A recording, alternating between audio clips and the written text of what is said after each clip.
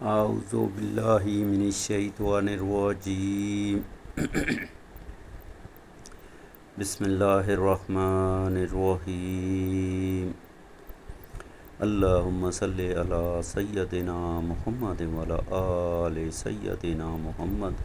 بعدد رحمت اللہ سبحان اللہ والحمد للہ ولا الہ الا اللہ واللہ اکبر ولا حول ولا قوة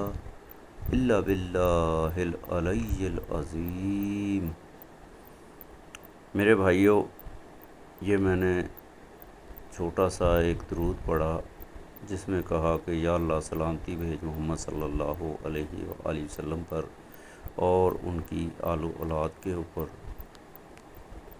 اپنی تمام رحمتوں کے برابر، اور اللہ تعالیٰ کی تعریف کی۔ سبحان اللہ، اللہ تعالیٰ کی ذات پاک ہے۔ والحمد للہ، تمام تعریفیں اللہ تعالیٰ کے لیے ہیں۔ ولا الہ الا اللہ، نہیں کوئی سوائے اللہ کے، عبادت صرف اللہ سبحانہ و تعالیٰ کے لیے ہے، سجدہ رکوع صرف اللہ تعالیٰ کے لیے ہے، وہ لا شریک ہیں۔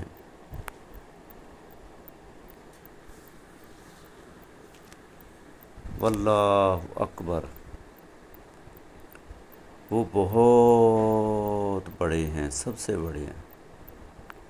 ولا حول ولا قوة الا باللہ العلی العظیم،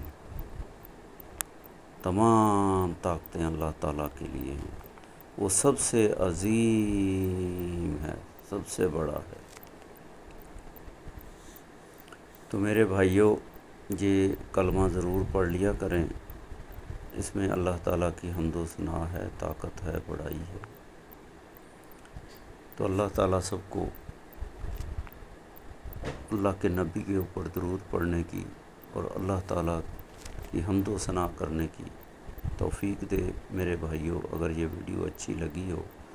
اس ٹائم تہجد کا ٹائم ہو رہا ہے، رات کے 2:30 بج رہے ہیں، تو میرے مسلمان بھائیوں سے، بیٹوں سے، بچوں سے، بیٹیوں سے، بڑوں سے، بزرگوں سے سب سے ریکویسٹ ہے، اگر اللہ تعالیٰ نے آپ کو صحت دی ہے، تندرستی دی ہے، کھانے کو دیا، پہننے کو دیا، رہنے کو دیا، اچھے کپڑے دیے، جسم دیا، تو میرے بھائیوں پھر پورا حق بنتا ہے، بلکہ ہر حال میں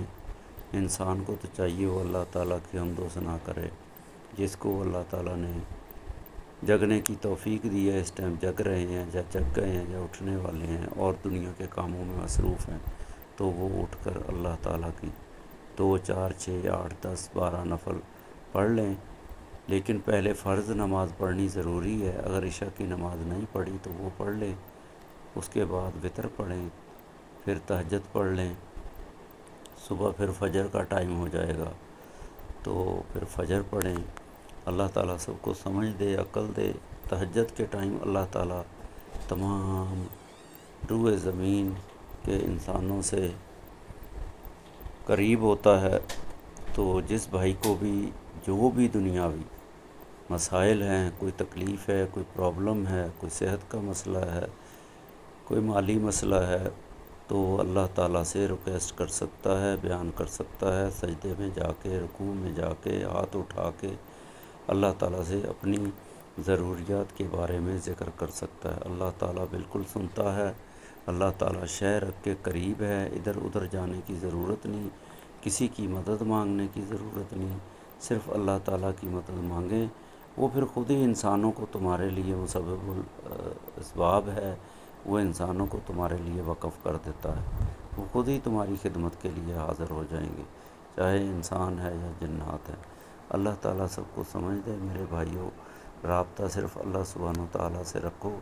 رابطہ رکھنے کے لیے علماء نے، بزرگان دین نے قرآن مجید کے ذریعے سے، احادیث کے ذریعے سے ہم تک تمام اچھی باتیں